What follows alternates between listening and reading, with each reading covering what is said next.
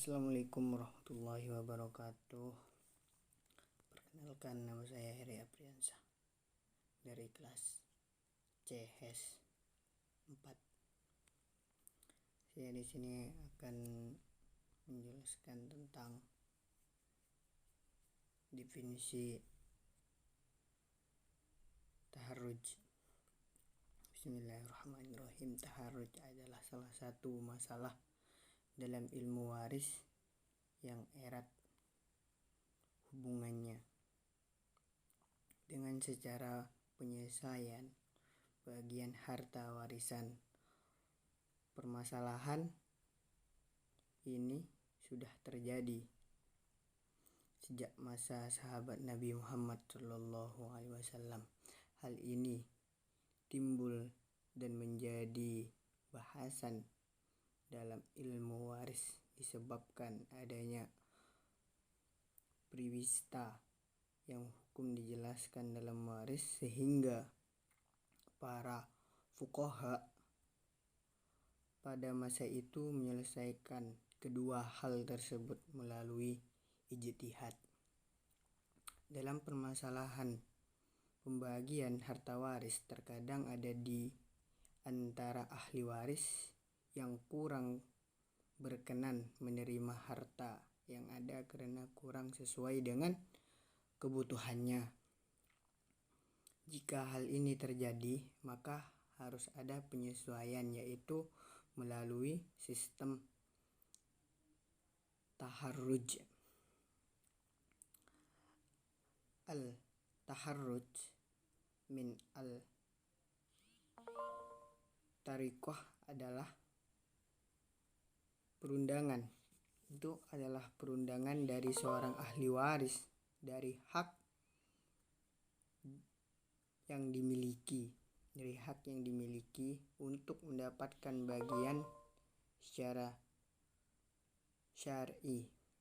Dalam hal ini hanya meminta imbalan berupa sejumlah uang ataupun barang tertentu dari salah seorang ahli waris, intinya ataupun dari harta peninggalan yang ada. Jadi cukup sekian dari saya. Kalau misalnya ada pertanyaan silahkan ditanya ya. Kalau misalnya ada kata-kata yang salah dari saya pribadi, ya saya minta maaf. Wallahul muwaffiq ila aqwamit thoriq. Assalamualaikum warahmatullahi wabarakatuh. Adapun bentuk-bentuk al-taharruj, yang pertama itu adalah perjanjian antara dua pihak. Perjanjian antara pihak ini adalah dalam bentuk warisan. Ini terdapat dua pihak. Pihak pertama itu adalah ahli waris yang menyatakan diri keluar dari hak untuk menerima warisannya dan menyerahkan bagian warisannya kepada pihak kedua atau ahli waris lainnya. Itu al-taharruj yang pertama. Yang kedua yaitu perjanjian jual beli. Al-taharruj dalam bentuk ini adalah seakan-akan terjadi transaksi jual beli. Pihak ahli waris pertama yang telah menyerahkan bagian harta warisannya kepada pihak ahli waris kedua menerima pembelian atau harta yang diberikan oleh pihak ahli waris yang kedua. Yang ketiga yaitu perjanjian tukar menukar. Al-taharruj juga dapat membentuk tukar menukar ya di sini, barang harta warisan atau barter lah bahasanya. Ada juga al-taharruj sebelum warisan dibagi, artinya kesepakatannya itu dilakukan oleh ahli waris. Dilakukannya itu sebelum dilaksanakannya pembagian harta waris menurut ketentuan faraid secara formal. Jadi al-taharruj ini juga bisa digunakan untuk harta waris yang belum sempat dibagikan oleh pewarisnya. Setelah itu ada juga harta sesudah harta warisannya dibagi, artinya taharruj ini dilakukan setelah dilakukannya pembagian harta warisan menurut ketentuan syarak juga faraid tadi. Jadi itu bentuk-bentuk dari al-taharruj. Selanjutnya yaitu pendapat ulama tentang al-takharuj ini. Sebelum menjelaskan pendapat ulama tentang al-takharuj ini, saya akan menjelaskan terlebih dahulu dasar hukum kebolehan takharuj ini. Jadi pembagian warisan dalam bentuk takharuj ini jadi dasar hukumnya takharuj ini tidak dijumpai dasar hukumnya baik dalam Al-Quran maupun hadis Nabi SAW.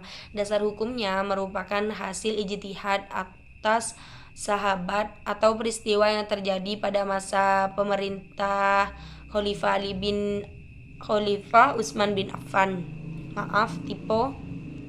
Jadi itu dasar hukum kebolehan takharuj. Jadi tidak dari Al-Quran maupun sabda Nabi, akan tetapi dari ijtihad para sahabat yang pernah terjadi di masa Utsman bin Affan tadi.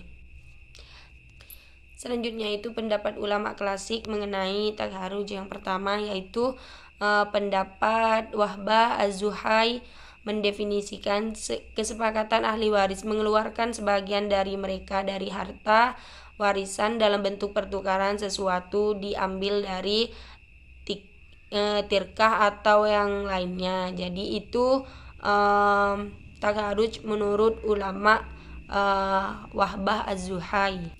Sedangkan menurut ulama Muhammad Mustafa, takharuj ini adalah bersepakatnya para ahli waris untuk mengeluarkan sebagian mereka dari harta warisan dalam bentuk pertukaran sesuatu yang diambil dari tirkah atau yang lainnya, baik dilakukan oleh seluruh ahli waris atau sebagian dari mereka.